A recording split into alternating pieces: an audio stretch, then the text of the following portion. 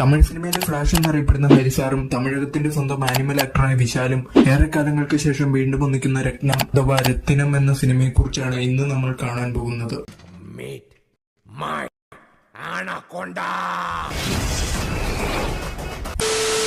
അങ്ങനെ ആന്ധ്ര ബോർഡറിൽ കൂടെ പോകുന്ന വണ്ടികളെ ആക്രമിച്ച് അവരുടെ കയ്യിൽ നിന്നും പണം തട്ടുന്ന വില്ലൻ ഗ്യാങ്ങിനെയാണ് ആദ്യമായി കാണിക്കുന്നത്. ഇവരൊക്കെ വളരെ ക്രൂവൽ മെന്റാലിറ്റി ഉള്ളവരാണെന്ന് കാണിക്കാൻ വേണ്ടി തന്നെ ആഭരണങ്ങളൊക്കെ ചെവി അടക്കം മറുത്തെടുക്കുന്നതായി കാണിക്കുന്നുണ്ട്. പക്ഷെ സത്യത്തിൽ ഇവന്മാരെ കുറിച്ച് ഓർത്താൽ ചിരിയാണ് വരിക. കാരണം തൊട്ടു മുൻപ് ഒരു നിമിഷത്തെ സവാരി ഗിരിഗിരി മാറിപ്പോയിരുന്നെങ്കിൽ ഇവനെ റോഡിൽ നിന്നും വടിച്ചു കോരി എടുക്കേണ്ടി വന്നേനെ. ഈ പടത്തിലെ മെയിൻ വില്ലന് ആളുകളെ തലയിൽ മുട്ടിക്കൊല്ലുന്ന സ്വഭാവമുണ്ട്.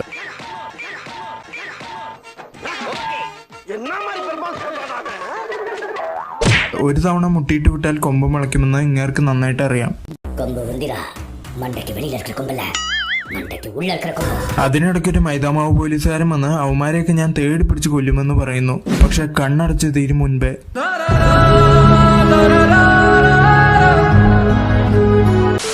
പെട്ടെന്നൊരു ദിവസം ഏതൊരുത്തന്നെ ഒരു ഗുണ്ടാസ്ത്രീയും സംഘവും മാർക്കറ്റിന് ചുറ്റും ഓടിക്കുന്നു. അന്നേരം ആ സ്ത്രീ ഒരു ചക്കൻ കുത്തുന്നു, സ്ത്രീ ചാകുന്നു, ചക്കൻ ജയിലിൽ പോകുന്നു, അവൻ വലുതാകുന്നു, പിന്നീട് അവൻ ബെയിലിൽ പുറത്തേക്ക് പോകുന്നു.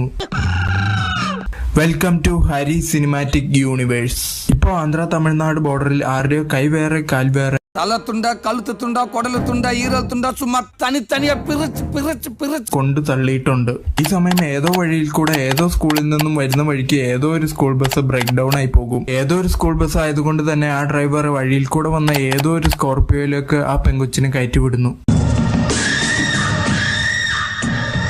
അതും ആ കൊച്ചാണെങ്കിൽ എന്ത് സംഭവിച്ചാലും ഒരേ എക്സ്പ്രഷൻ തന്നെയാണ്. ഈ പടത്തിലെ വിശാലണ്ണനെ പോലെ തന്നെ ഈ കൊച്ചും ഒരു നിർവികാരിയാണെന്ന് തോന്നുന്നു. ഇയാൾ ആ പെണ്ണിനോട് മോശമായി പെരുമാറിയെന്ന് മനസ്സിലാക്കി വിശാലണ്ണൻ നേരെ ചെന്നൊരു 200 പേരെ അടിച്ചിട്ട ശേഷം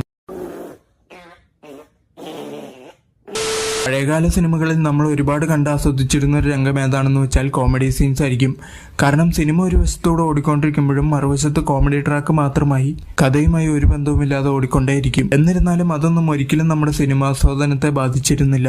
പക്ഷെ ഈ ഫോർമുല 2024 ഉപയോഗിക്കുന്നുണ്ടെങ്കിൽ അത് നമ്മുടെ വൺ ആൻഡ് ഓൺലി ഹരിസാർ മാത്രമായിരിക്കും. ശരിക്കും അന്തന്മാര് നിന്നെ കണ്ട് പഠിക്കേണ്ട അവസ്ഥയാണ്. കാരണം സിനിമ ഒരു വശത്ത് യാതൊരു ത്രില്ലിംഗുമില്ലാതെ വെറും അടിയിടി വെട്ടുകുത്തെന്നോണം ഓടിക്കൊണ്ടിരിക്കുമ്പോഴായിരിക്കും അതിനേക്കാൾ വലിയ ദുരന്തം കോമഡി സീനുകളായിട്ട് നമ്മുടെ യോഗണ്ണൻ വന്നിരുന്ന് വെറുപ്പിക്കുന്നത്.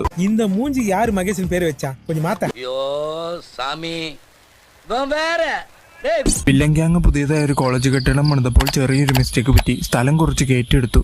ചുരുക്കി പറഞ്ഞാൽ മറ്റൊരാളുടെ സ്ഥലത്ത് അനധികൃതമായി കെട്ടിടം നിർമ്മിക്കേണ്ടി വന്നു. അപ്പൊ വളരെ ചെറിയ മിസ്റ്റേക്ക് ആയിരുന്നല്ലോ.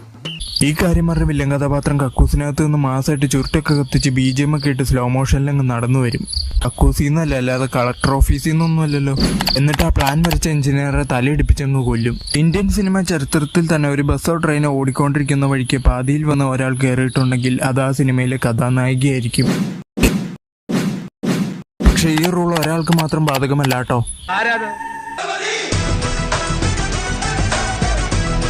ഇതിലെ നായിക ഒരു നേഴ്സാണ്. പക്ഷെ ഇവര് വെറും ഒരു നേഴ്സായി മാത്രം കണക്കാക്കാൻ പറ്റില്ല. കാരണം ഏതൊരു അസുഖത്തിനും ഇവരുടെ ബാഗിനുള്ളിൽ മരുന്നുണ്ടായിരിക്കും. ഡോറയുടെ ബാഗാന്ന് തോന്നുന്നു. രത്തിനം എത്ര പേരെ വെട്ടിയാലോ കൊന്നാലോ എന്തിലേറെ പോലീസുകാരനെ നടുറോട്ടിലിട്ട് ചവിട്ടിയാൽ പോലും ഒരുത്തനും ചോദിക്കാൻ പറ്റില്ല. കാരണം കഥ പ്രകാരം തമിഴ്നാട്ടിലെ എല്ലാ പോലീസുകാരും ഇവനോടൊപ്പം ബാറിലിരുന്ന് വെള്ളം അടിച്ചിട്ടുള്ളവരാണ്.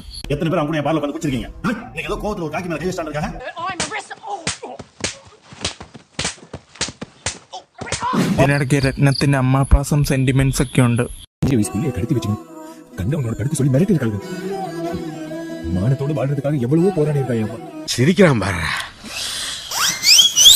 അങ്ങനെ ഒരു ദിവസം നായികയെ രത്നം തമ്മിൽ കണ്ടുമുട്ടുന്നു. നായികയെ വലിയൊരു അപകടത്തിൽ നിന്നും തന്റെ ജീവൻ പണയം വെച്ച് അവൻ രക്ഷിക്കുന്നു.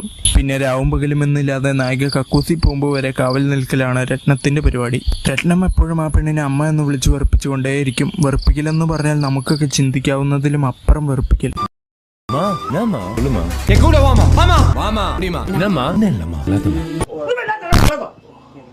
അങ്ങനെ ഈ പെണ്ണ് എവിടേക്ക് പോയാലും അവിടെയെല്ലാം വില്ലന്റെ ടീംസ് ഇവളെ കൊല്ലാൻ വരും. അപ്പോഴെല്ലാം രാജുവിന്റെ രാധേനെ രക്ഷിക്കാൻ മായാവി വരാറുള്ളത് പോലെ രത്നവും പറന്നെത്തി ഇവളെ രക്ഷിക്കും. വില്ലൻ പണിത കോളേജ് കെട്ടിടം ഇരിക്കുന്ന സ്ഥലത്തിന്റെ യഥാർത്ഥ അവകാശി ഇവളാണ്. അതുകൊണ്ടാണ് വില്ലൻ ഗോഷ്ഠി ഇവളെ കൊല്ലാനെ ഇത്രയ്ക്ക് ആക്രാന്തം കാണിക്കുന്നതെന്ന് നമ്മൾ കരുതും. പക്ഷെ അതിന് മറ്റൊരു കാരണം കൂടിയുണ്ട്. ഇതിന്റെ യഥാർത്ഥ കാരണം എന്താണെന്ന് നോക്കിക്കഴിഞ്ഞാൽ രത്നം എന്തിനു വേണ്ടിയാണ് നായികയെ അമ്മ എന്ന് വിളിക്കുന്നത് എന്നതിന്റെ രഹസ്യവും ചുരുളഴിയും. என்ன அம்மா ചുമ്മാ അതായത് രത്നത്തിന്റെ അമ്മയ്ക്കും സിനിമയിലെ നായികയ്ക്കും ഒരേ ഫേസ് കട്ടാണത്രേ. ഇതാണ് പടത്തിലെ ഒന്നാമത്തെ ക്ലീഷേ ബ്രേക്കിംഗ് സീൻ. ഇങ്ങ പാரு நான் ஓபனா பேச விரும்பல சுத்தி வளைச்சு பேசுறேன். രത്നത്തിന്റെ അമ്മയുടെ അനുജനാണ് ആ ബസ് കൊള്ളയിലെ മെയിൻ പ്രതിയെന്ന് രത്നത്തിന്റെ അമ്മ മനസ്സിലാക്കിയെന്ന സത്യം അറിഞ്ഞ വില്ലനും സംഘവും കൂടി രത്നത്തിന്റെ അച്ഛനെയും അമ്മേനെയും കൊല്ലാൻ ശ്രമിക്കുന്നു. പക്ഷേ രത്നത്തിന്റെ അമ്മ അവിടെ നിന്നും എങ്ങനെയോ രക്ഷപ്പെടുന്നു. പക്ഷെ ഏറെ കാലങ്ങൾക്ക് ശേഷം രത്നത്തിന്റെ അമ്മയുടെ അതേ ഫേസ് കട്ടുള്ള സ്ത്രീയെ കണ്ട രത്നത്തിന്റെ അമ്മയുടെ അനുജന് രത്നത്തിന്റെ അമ്മയുടെ അതേ ഫേസ് കട്ടുള്ള ആ സ്ത്രീയെ കൊല്ലാനൊരു ആഗ്രഹം. നീ എന്ത് തേങ്ങയാടി പറയുന്നേ? എനിക്കൊന്നും മനസ്സിലാവുന്നില്ല.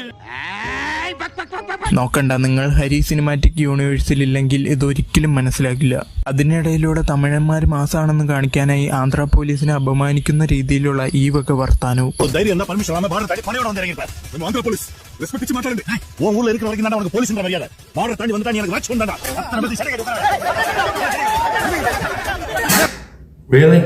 ഈ കഥകളൊന്നും അറിയാത്ത കഥാനായിക ഒരു ദിവസം രത്നത്തെ പ്രപ്പോസ് ചെയ്യുന്നു. അതോടെ രത്നം ക്രോധാകുലനാകുന്നു.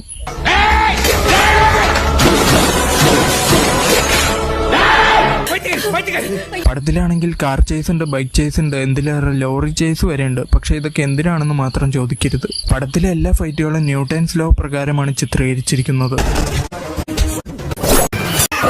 ചുരുക്കി പറഞ്ഞാൽ രത്നം കാണുന്ന സമയത്ത് കഷം ചൊറിയാൻ പോലും കൈ പൊക്കിയേക്കരുത്. ഇയാൾ നിങ്ങളെ വെട്ടിക്കളയും.